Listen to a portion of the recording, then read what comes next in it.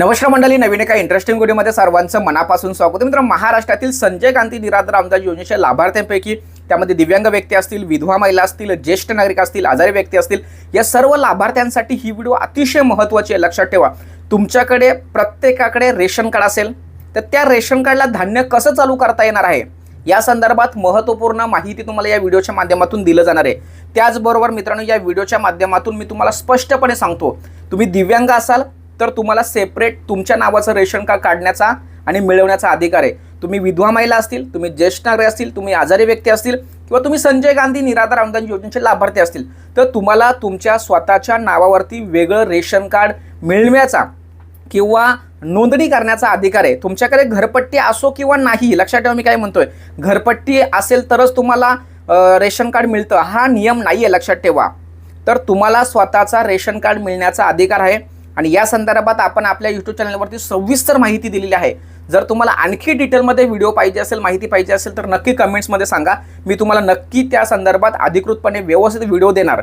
पण आजचा विषय असा आहे, ज्या लाभार्थ्यांकडे रेशन कार्ड आहे परंतु त्यांना धान्य चालू करून दिलं जात नाहीत. ज्यावेळेस माझा निराधार बांधव, विधवा महिला, ज्येष्ठ नागरिक, आजारी व्यक्ती, दिव्यांग हे तहसील कार्यालयामध्ये जातात आणि सांगतात की माझ्याकडे रेशन कार्ड आहे, ते ऑनलाईन करून द्या आणि त्याला धान्य चालू करून द्या, अशा पद्धतीची मागणी केल्यानंतर त्या ठिकाणी जे कर्मचारी आहेत, अधिकारी आहेत, ते सर्रास सांगतात की आमच्याकडे इष्टांग शिल्लक नाहीये, आम्ही तुम्हाला देऊ शकत नाही. आणि आपण त्या ठिकाणी रिटर्न आलो, घरी आल्यानंतर लगेचच पैसे देऊन घेऊन हे जी लोक आहेत ती त्या लोकांना इष्टांग देतात. मग खरा निराधार असेल, खरा दिव्यांग बांधव असेल किंवा ज्याला खरंच गरज आहे अशा लाभार्थ्यांना इष्टांग नाही हे कारण समोर ठेवून त्याला त्याच्या रेशन कार्डला धान्य चालू करू दिलं जात नाही. तर यावरती राज्य सरकार प्रशासन एक अतिशय महत्त्वाचा आणि मोठा शासन निर्णय निघालेला आहे. मित्रांनो, तुम्हाला सांगतो, पूर्वी काय व्हायचं, म्हणजे हा शासन निर्णय निघायच्या अगोदर काय व्हायचं की या गावामध्ये एवढाच इष्टांग वाटला जाणार. म्हणजे जे काही रेशन कार्ड आहेत त्यांना, समजा 30 कुटुंबाचं एक गाव आहे तर त्या ठिकाणी फक्त आम्ही 15 लोकांना धान्य देणार, अशा पद्धतीचा नियम होता.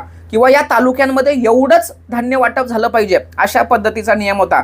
पण आत्ता तसं नाहीये. या ठिकाणी राज्य सरकार प्रशासनाने पूर्ण जो राज्य आहे किंवा जो जिल्हा आहे त्याच्या संख्येनुसार या ठिकाणी आता इष्टांग वाटप करण्यास सुरुवात केलेली आहे. त्यामुळे ज्या लोकांकडे रेशन कार्ड आहे त्यांना धान्य चालू करण्याची प्रोसेस आता सुरू होणार आहे.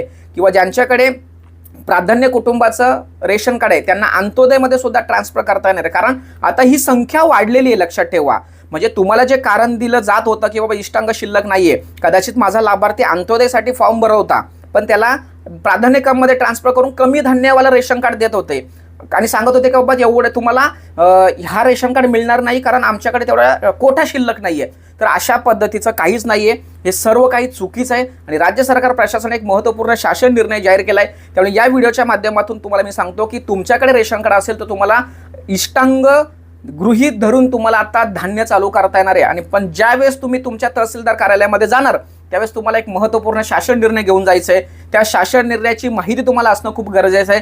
तर तो शासन निर्णय नेमकं काय म्हणतोय हे मी या ठिकाणी सविस्तरपणे तुम्हाला समजावून सांगतो. तर मित्रांनो, तुम्हाला या ठिकाणी दिसत असेल, अन्न नागरी पुरवठा ग्राहक संरक्षण विभागाच्या माध्यमातून 2 जून 2026 रोजीचं हे महत्त्वपूर्ण शासन निर्णय. यामध्ये शिधापत्रिका व्यवस्थापन प्रणाली म्हणजे RCMS वरील माहितीच्या आधारे राष्ट्रीय अन्न सुरक्षा अधिनियम 2013 अंतर्गत जिल्हा न्याय इष्टांग सुधारित करण्यात येत आहे. म्हणजे आता जिल्ह्यानुसार तुम्हाला इष्टांग मंजूर करण्यात आलेला आहे.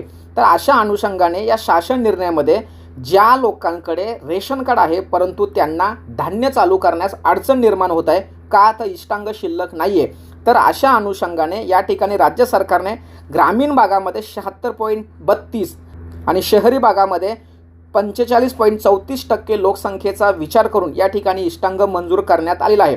आणि या ठिकाणी बघा, तुम्हाला महत्त्वपूर्ण शासन निर्णय समजावून सांगतो मित्रांनो. या ठिकाणी तुमच्या जिल्ह्यांमध्ये किती इष्टांग मंजूर झालेला आहे हा तुम्हाला या ठिकाणी दिसेल. तर या ठिकाणी मी ही जी आकडेवारी आहे ही आकडेवारी या ठिकाणी सांगत नाही आहे. हा शासन निर्णय मी डिस्क्रिप्शन बॉक्समध्ये किंवा आपल्या व्हॉट्सअप ग्रुपमध्ये देतोय. परंतु मित्रांनो, या ठिकाणी बघा, अहिल्यानगर असेल, अकोला असेल, अमरावती, बीड, भंडारा, बुलढाणा, चंद्रपूर, छत्रपती संभाजीनगर, धाराशिव, धुळे, गडचिरोली, गोंदिया, हिंगोली, जळगाव, जालना, कोल्हापूर, लातूर, परिमंडल परेल असेल, त्याचबरोबर या ठिकाणी अंधेरी असेल, वडाळा असेल, कांदिवली असेल, नागपूर शहर असेल, नांदेड असेल, नंदुरबार, नाशिक, पालघर, परभणी, पुणे शहर, रायगड, रत्नागिरी, सांगली, सातारा, सिंधुदुर्ग, त्याचबरोबर या ठिकाणी बघा सोलापूर असेल, सोलापूर शहर असेल, ठाणे जिल्हा असेल, त्याचबरोबर परिमंडल ठाणे असेल, वर्धा, वाशिम, यवतमाळ, अशा पद्धतीचं या सर्व जिल्ह्यांमध्ये हा इष्टांग या ठिकाणी मंजूर झालेला आहे. लक्षात ठेवा, या ठिकाणी तुम्हाला आकडे सुद्धा दिसत असेल, हे आकडे व्यवस्थित समजून घ्या.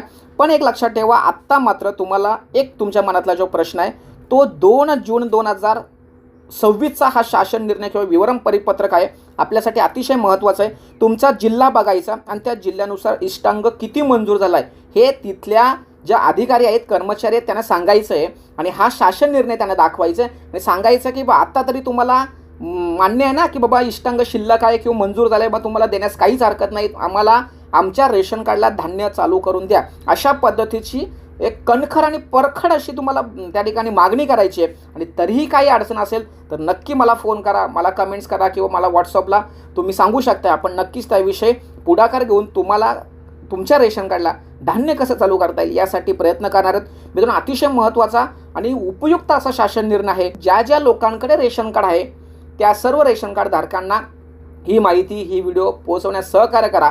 भेटूया पुढील व्हिडिओसह. तोपर्यंत धन्यवाद. जय हिंद, जय महाराष्ट्र.